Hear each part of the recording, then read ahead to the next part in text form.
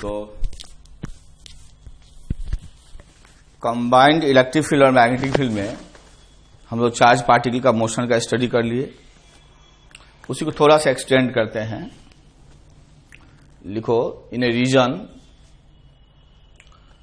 Uniform magnetic field of magnitude B not exists in the vertically downward direction. Exists in the vertically downward direction in gravity free space. ये मान के चलेंगे in gravity free space.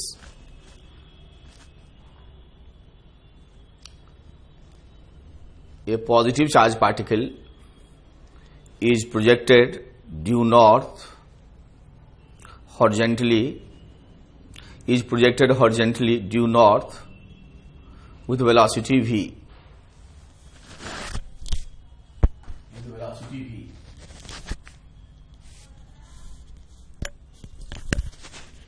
Find the magnitude and direction of required electric field. Magnitude and direction of required electric field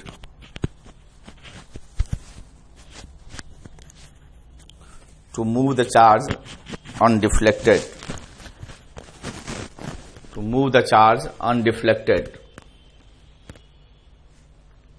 To move the charge undeflected. करके दिखाओ. To move the charge, to allow to move the charge undeflected.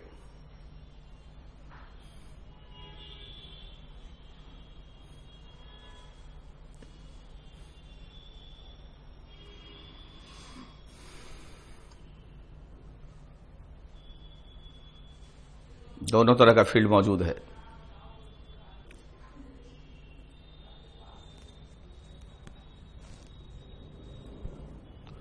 Charge particle को undeflected move करना है।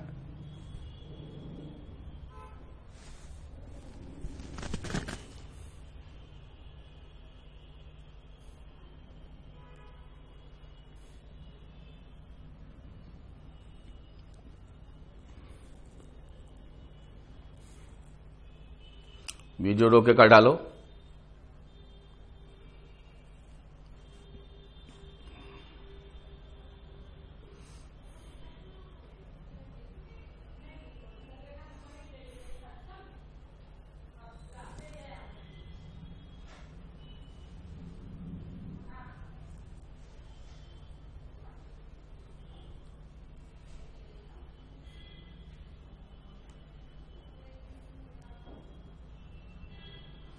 कर लिए होगे।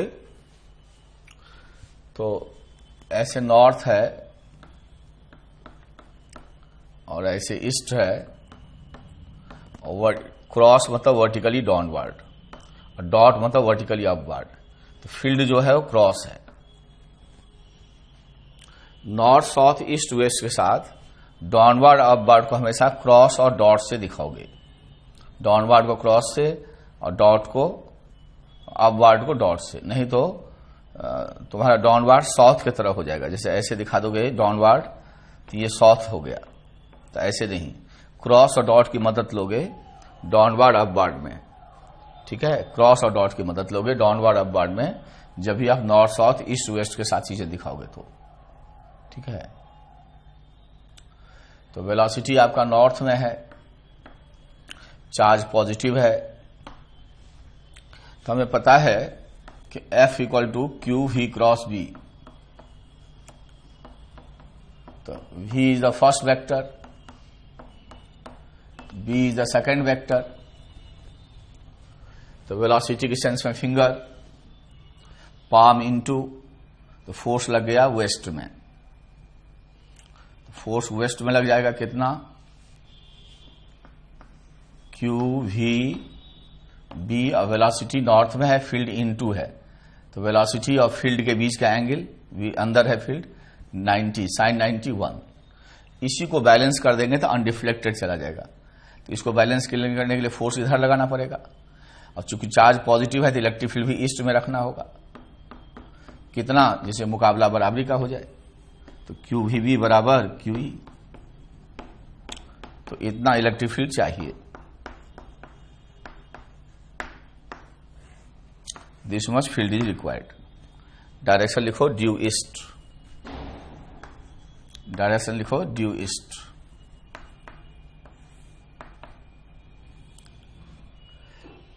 लिखो what is the direction of electric field, direction of electric field if charge particle is negative, if the charge particle is negative, यदि ये negative charge particle है तो मैग्नीट्यूड ऑफ इलेक्ट्रिक फील्ड यही होगा। डायरेक्शन जरा निकालो तो अपने से, पॉजिटिव वाला निगेटिव हो तो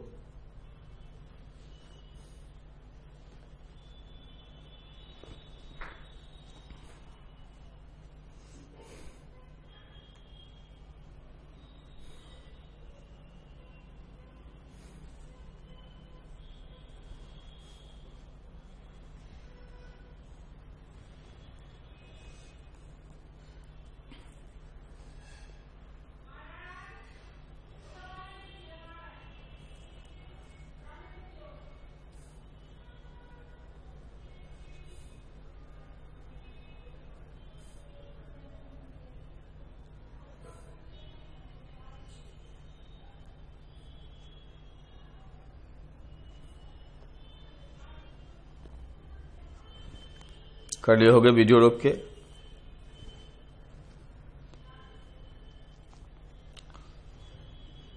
तो देखो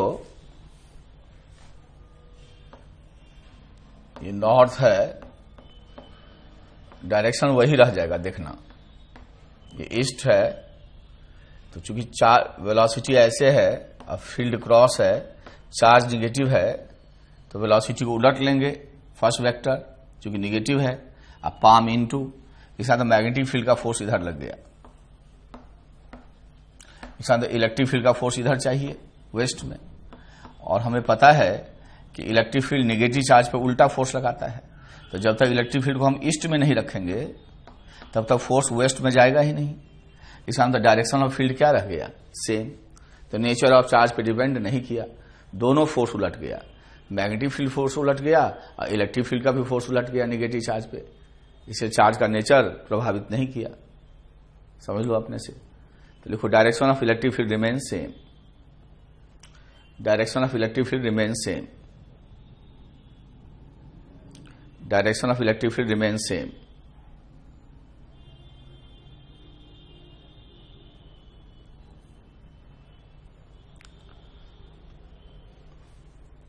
ठीक है, लिखो अब हम चार्ज का नेचर नहीं बताया करेंगे, ठीक है बच्चों। लिखो uniform electric field of magnitude E not exist due east in a gravity free space, due east in a gravity free space.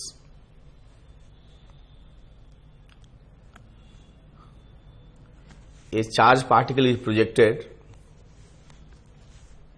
horizontally due north with velocity v naught, with velocity v naught. Then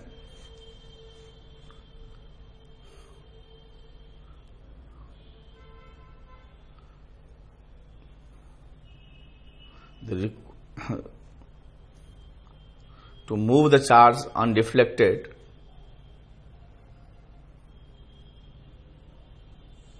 to move the charge undeflected, पहला लिखो maximum value of magnetic field is, maximum value of magnetic field is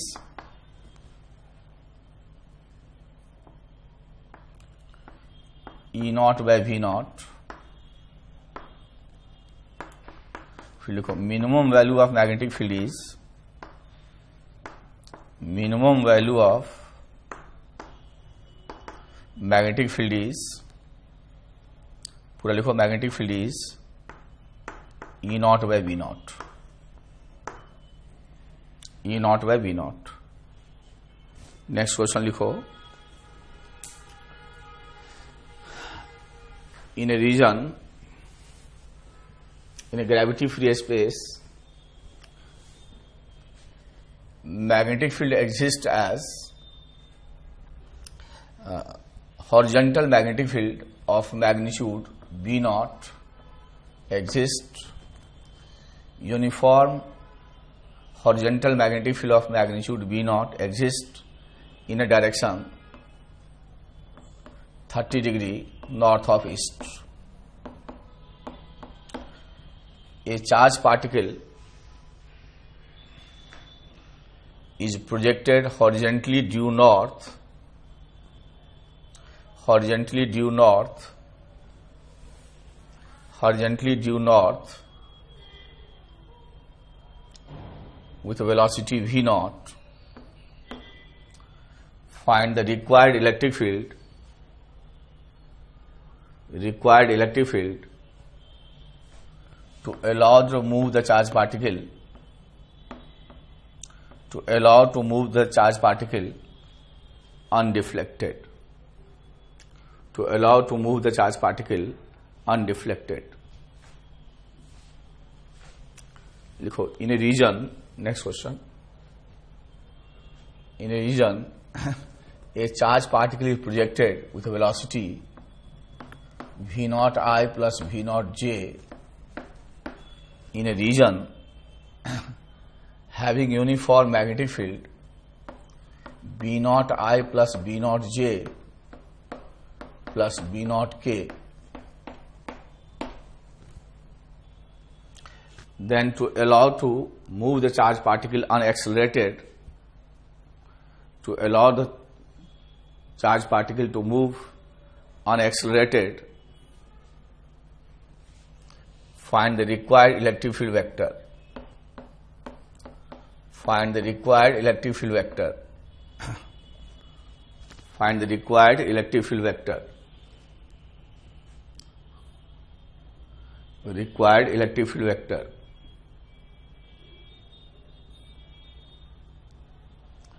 required electric field vector निकालो। तीनों question करो तो video रोक के, थोड़ा sufficient time ले लो, तो वीडियो रोकना अच्छा भी रहेगा, एक साथ दिए हैं, या रोक के करो, वीडियो रोक के करो।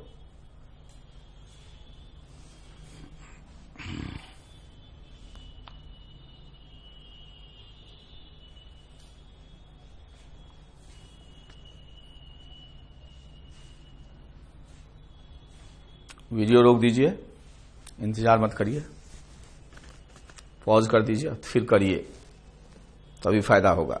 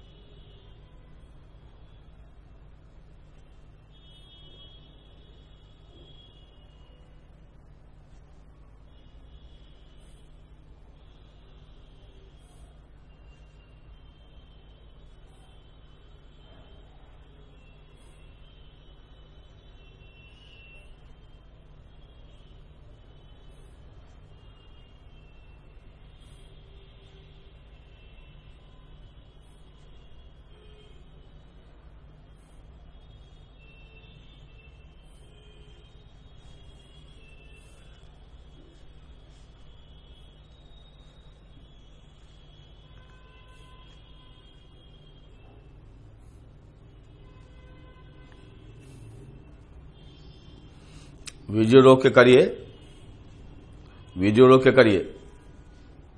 तो बच्चे होशियार हैं, वीडियो रोक दिए और पूरा कर डाले, 10 मिनट टाइम लिए, अब सॉल्यूशन देख रहे हैं। बिना खुद किए सॉल्यूशन मत देखना, कोई फायदा नहीं होगा। तो आपका वेलोसिटी नॉर्थ में है और इलेक्ट्रिक फील्ड ईस्ट में है। इसका मतलब आप फोर्स चार्ज पे पॉजिटिव ले लो चाहे नेगेटिव ले लो, तो इधर लग रहा है। इसका मतलब मैग्नेटिक फील्ड का फोर्स इधर चाहिए, मैग्नेटिक फील्ड का फोर्स इधर चाहिए। तो फोर्स इधर होने के लिए फील्ड को क्रॉस होना पड़ेगा। वेलोसिटी ऐसे पाम इनटू, तभी फोर्स इधर जाएगा। इसका मतलब मैग्नेटिक फील्ड जरूर into the plane of paper होगा। और ये जो कंपोनेंट होगा, ये वाला कंपोनेंट ओ क्यू वी बी, क्योंकि वेलोसिटी ऐसे या फील्ड ऐसे तो एंगल 90 डिग्री होगा, क्यू ई नॉट के बराबर होगा। इसलिए मैग्नेटिक फील्ड जो रिक्वायर्ड होगा E naught upon B naught होगा। तो इससे केवल ये जो निगेटिव जेड में है उस कंपोनेंट का आइडिया मिला। अब सवाल उठता है मिनिमम है कि मैक्सिमम है। मतलब इसके अलावा मैग्नेटिक फील्ड का कोई कंपोनेंट एग्जिस्ट कर सकता है और रिजल्ट में कोई अंतर ना आए। इसके अलावा यदि मैग्नेटिक फील्ड का कोई कंपोनेंट एग्जिस्ट कर जाए तो रिजल्टेंट फील्ड इससे ज्यादा होगा। ये केवल जेड के लॉन्ग कंपोनेंट दे रहा है। क्या और कोई कंपोनेंट एक्स वाई हो जाएगा तो दिक्कत है।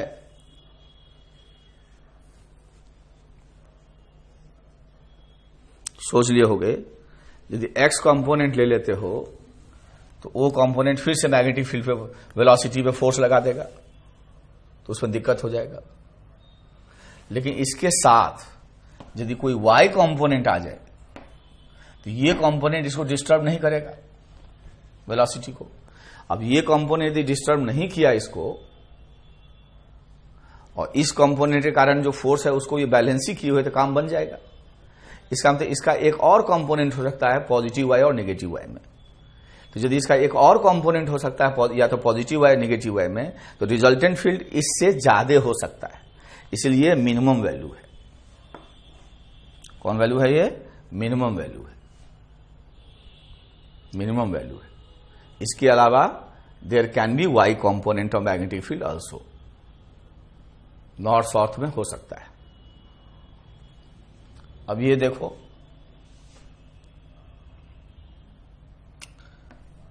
कि ऐसे है,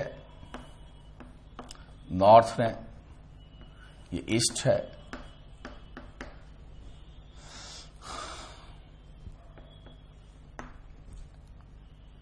वेलोसिटी नॉर्थ में है मोस्ट प्रोबेबली, और मैग्नेटिक फील्ड ऐसे है और 30 डिग्री नॉर्थ ऑफ ईस्ट है, तो ये एंगल 60 डिग्री है। तो यह क्या करो, जैसे फोर्स निकालने के लिए मैग्नेटिक फील्ड को तोड़ सकते हैं, पाथ एनालाइज करने के लिए मैग्नेटिक फील्ड को नहीं तोड़ेंगे। पाथ एनालाइज करने के लिए, फोर्स निकालने के लिए तो कर ही सकते हैं, या तो वेलोसिटी को तोड़ दो या तो फील्ड को तोड़ दो, तो डायरेक्शन आसानी से आएगा। फोर्स निकालने के लिए फील्ड को तोड़ सकते हैं, तो फील्ड को तोड़ दो तो ये कंपोनेंट इधर होगा बी नॉट √3/2, और ये कंपोनेंट इधर होगा, नहीं ये होगा बी नॉट बाई 2 cos 60 और sin 60 होगा बी नॉट √3/2। तो ये तो डिस्टर्ब करेगा नहीं, पैरेलल हो गया, केवल यही डिस्टर्ब करेगा। तो वेलोसिटी ऐसे और पाम ऐसे, तो फोर्स अंदर चला गया, मैग्नेटिक फील्ड का फोर्स। इसका तो इलेक्ट्रिक फील्ड रखना पड़ेगा अपवार्ड, इलेक्ट्रिक फील्ड रखना पड़ेगा अपवार्ड, जिसे फोर्स को बैलेंस कर दे। कितना फोर्स चाहिए? तो QE बैलेंस करेगा किसको? Q, और वेलोसिटी का इस कंपोनेंट के कारण फोर्स लगेगा into B not, sorry B naught magnetic √3/2 into velocity, और साइन 90 होगा, क्योंकि ये कंपोनेंट जो है इस पे परपेंडिकुलर है। तो फील्ड को तोड़ दिए, parallel to field, perpendicular to field. Parallel to field force नहीं लगाया परपेंडिकुलर लगा दिया, उसके कारण जो फोर्स लगा उसको बैलेंस कर दिए। तो इससे आपका इलेक्ट्रिक फील्ड का आंसर आ गया। इससे आपका इलेक्ट्रिक फील्ड का आंसर आ गया।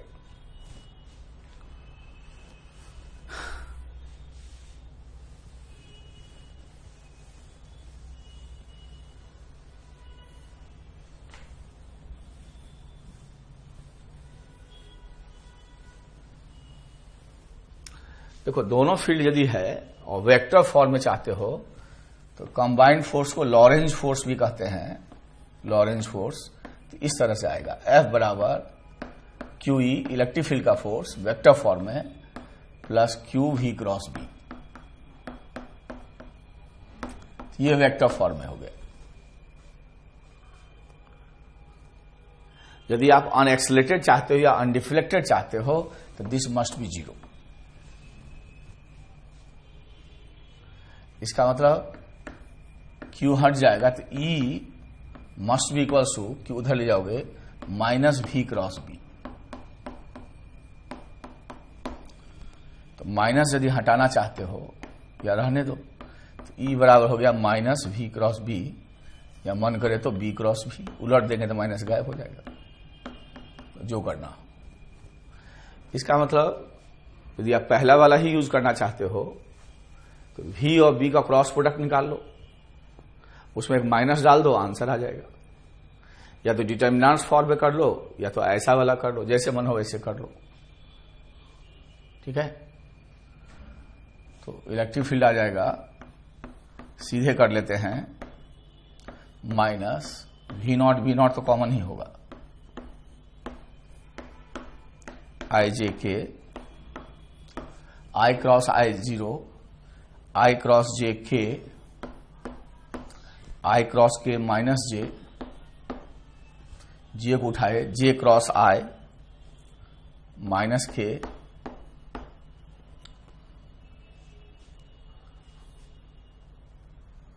J cross J0 J cross K I।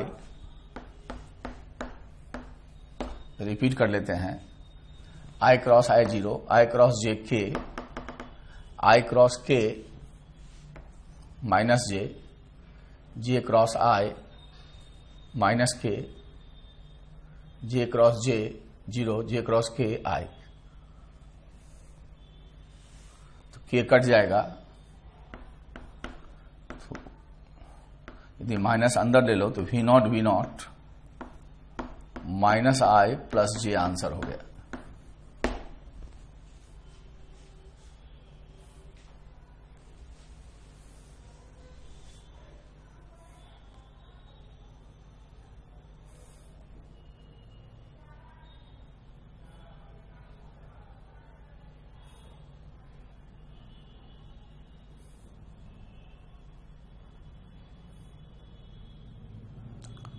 लिखो, in a reason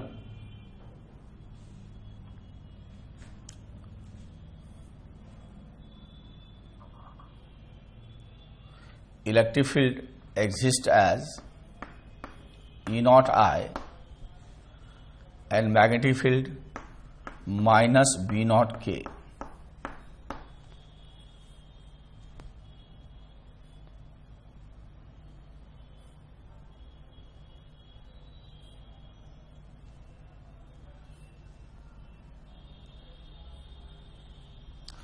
Proton and electron are released from rest.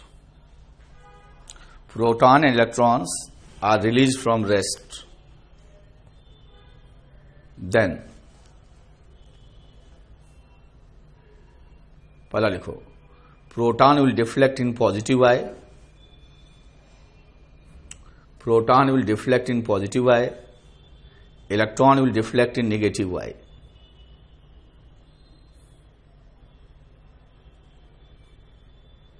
उलट दो, electron will deflect in positive I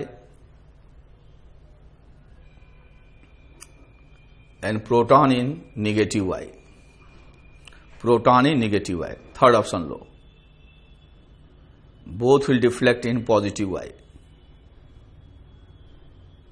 both will deflect in positive I. फिर लो, both will deflect in negative I. both will deflect in negative y. Both will deflect in negative y.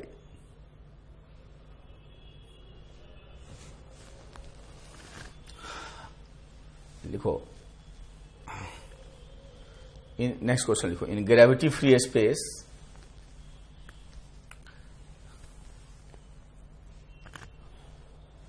a charged particle moves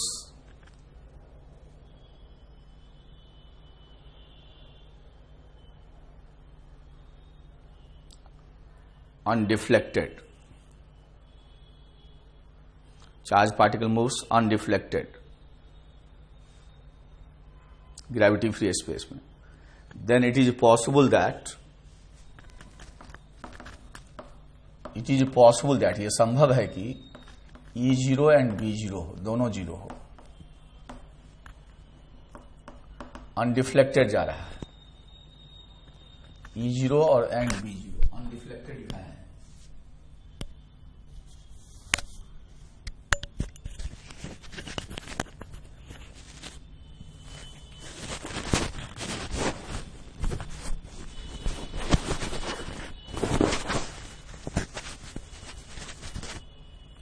फिर लिखो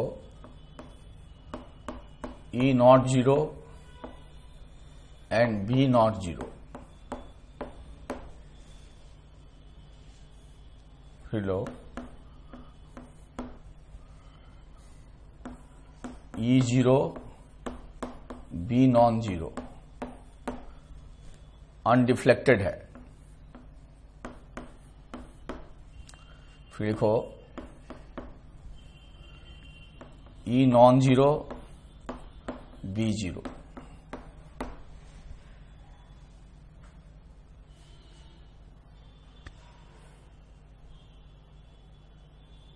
लिखो, repeat the problem. If charged particle has to move unaccelerated. चारों option ले लेना. Repeat the problem. If charged particle has to move unaccelerated. If charged particle has to move unaccelerated. जरा करके दिखाओ. Video रोक दो और करके दिखाओ, थोड़ा टाइम लगेगा.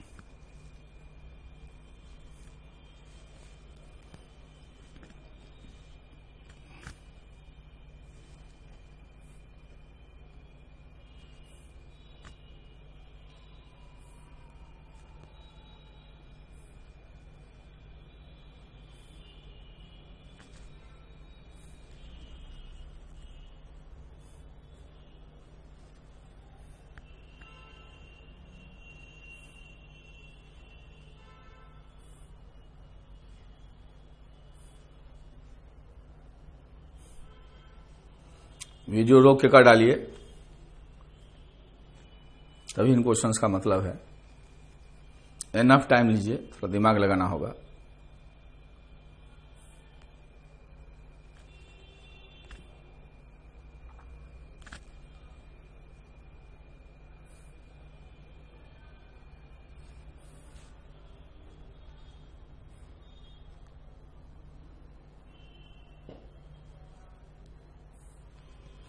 तो मेरे बच्चे होशियार हैं, वीडियो रोक के कर डाले, अब सॉल्यूशन देख रहे हैं। तो बड़ा सावधानी से करना है। मतलब ऐसे एक्स ले लेते हैं और ऐसे वाई ले लेते हैं। तो इलेक्ट्रिक फील्ड एक्स में है और ये माइनस जेड मतलब अंदर हुआ। अब हम पहले प्रोटॉन का हालचाल ले लेते हैं, पॉजिटिव चार्ज का। इसको रेस से छोड़े हो तो पहले हरकत में कौन आएगा? Electric field.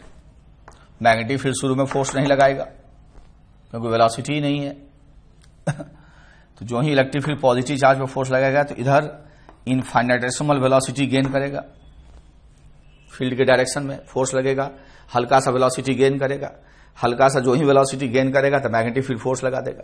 कैसे?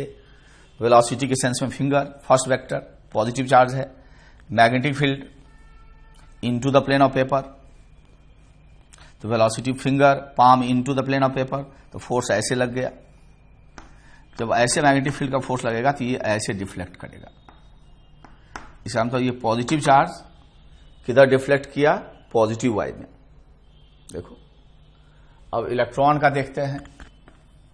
तो electric field x positive x में है तो एक्सलेट होगा निगेटिव एक्स में, तो इधर वेलोसिटी गेन करेगा। अब मैग्नेटिक फील्ड का फोर्स निकालना है तो पहले वेलोसिटी को उलट लेंगे। क्यों? क्योंकि निगेटिव चार्ज है तो वेलोसिटी को उल्टेंगे तो इधर के बदला इधर हो जाएगा फिंगर, फिंगर इधर पाम इनटू, वेलोसिटी का डायरेक्शन उल्टेंगे तो फिंगर इधर first vector palm into second vector field, तो इस बार फिर से फोर्स ऐसे ही लग गया तो इस बार ऐसे डिफ्लेक्ट हो जाएगा। बताओ दोनों किधर डिफ्लेक्ट हुआ? तो आंसर हो जाएगा बोथ इन पॉजिटिव वाई। खुद करके देखो, आंसर आ जाएगा बोथ इन पॉजिटिव वाई। अब देखो ग्रेविटी तो है नहीं, आज जाना है इस बार अनडिफ्लेक्टेड। तो मान लीजिए दोनों फील्ड जीरो हो तब तो कोई फोर्स ही नहीं लगेगा, सीधे चलता चला जाएगा। तो इससे अच्छी बात क्या होगी? तो ये करेक्ट हो गया। दोनों नॉन जीरो हो मान लो, तब ये संभव है कि अनडिफ्लेक्टेड जाए? हाँ है। दोनों का फोर्स एक दूसरे को कैंसिल कर दे, जैसा कि हमने दिखाया था। मैग्नेटिक फील्ड का फोर्स और इलेक्ट्रिक फील्ड का फोर्स कैंसिल कर सकता है एग्जैक्टली। तो वैसे कंडीशन में हो जाएगा। तो एक भी कंडीशन में हो जाएगा तो हो गया। इट इज पॉसिबल लिखा है, ये संभव है। कि इसमें क्या है कि ई जीरो है और बी नॉन जीरो है, तो वेलोसिटी और फील्ड को यदि पैरेलल कर दें या एंटी पैरेलल कर दें तो वो अनडिफ्लेक्टेड चलता अनडिफ्लेक्टेड चलता चला जाएगा, क्योंकि हमको अनडिफ्लेक्टेड ही केवल जाना है। अब यदि मैग्नेटिक फील्ड नहीं है और केवल इलेक्ट्रिक फील्ड है तो इलेक्ट्रिक फील्ड को वेलोसिटी के पैरेलल रख दें तो डिफ्लेक्ट तो नहीं करेगा, लेकिन एक्सेलरेट हो जाएगा, मैग्नीट्यूड बदल जाएगा। चाहे पैरेलल या एंटी पैरेलल लिखेंगे तो डिफ्लेक्ट नहीं करेगा लेकिन ये मैग्नीट्यूड को बदल देगा। इसलिए ये भी चॉइस सही हो जाएगा, अनडिफ्लेक्टेड है। लेकिन जब अनएक्सेलरेटेड होगा, जब ये अनएक्सेलरेटेड होगा तो ये केस नहीं हो पाएगा, क्योंकि ये मैग्नीट्यूड को डिस्टर्ब कर देगा हमेशा इलेक्ट्रिक फील्ड। किसी और डायरेक्शन में रखेंगे तो डायरेक्शन को डिस्टर्ब कर देगा, तब अनएक्सेलरेटेड नहीं हो पाएगा। इसलिए संभव नहीं है अगले केस में। तीन ही चॉइस होगा।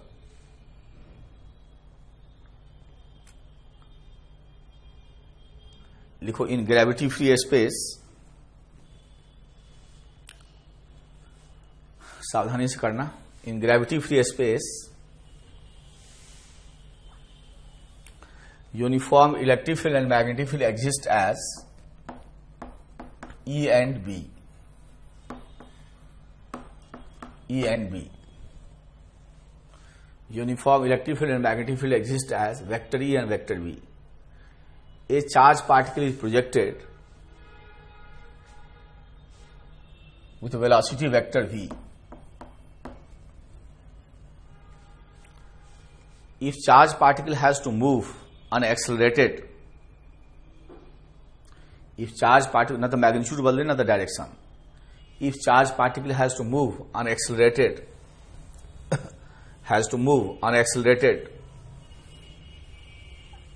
देन चॉइस है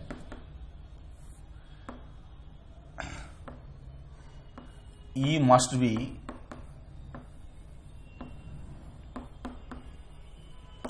perpendicular to V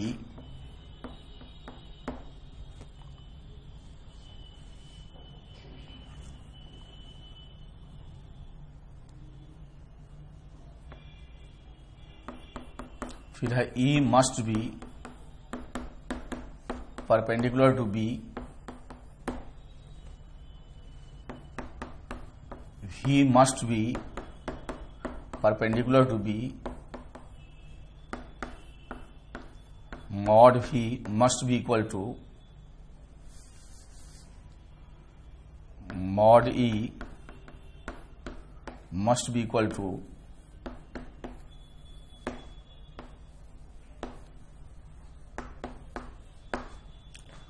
mod V into mod B।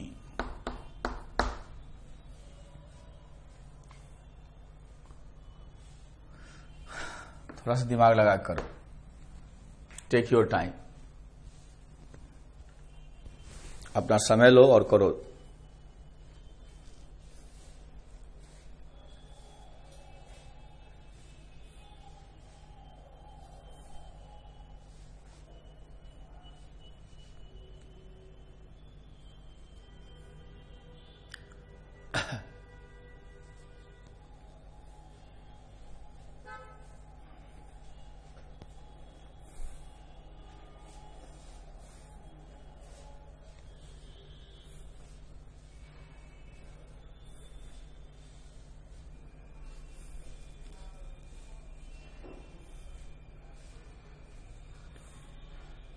Video रोक दो, सफिशिएंट टाइम लो और कर डालो।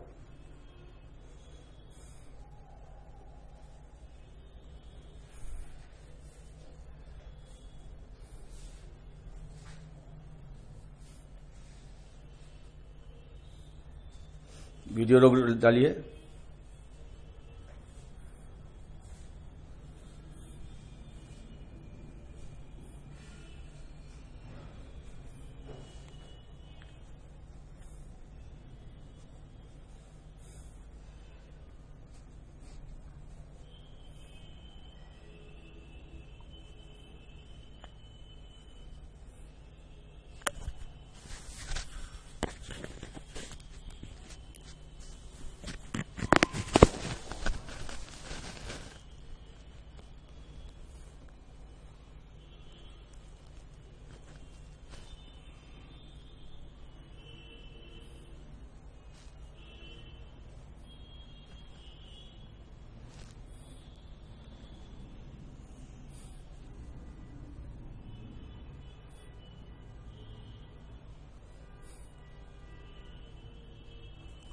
वीडियो को रोक के कर डालिए। तो मेरे बच्चे होशियार हैं, वीडियो रोक के कर डाले। इसको इससे करो तो आसानी होगा, ऐसे तो जो भी दिमाग लगा।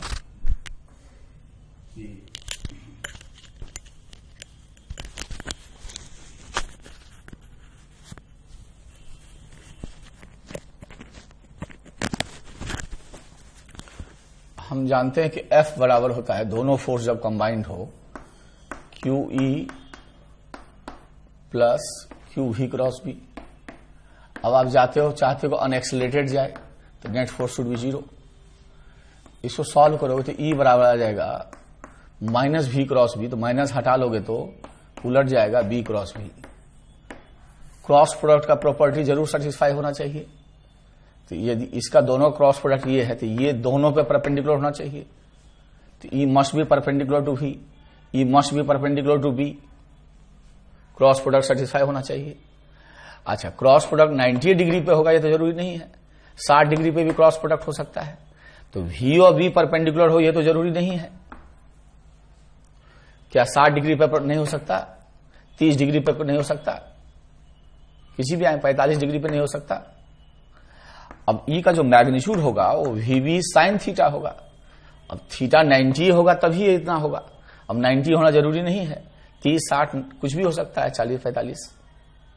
इसका तो ये भी सही नहीं है।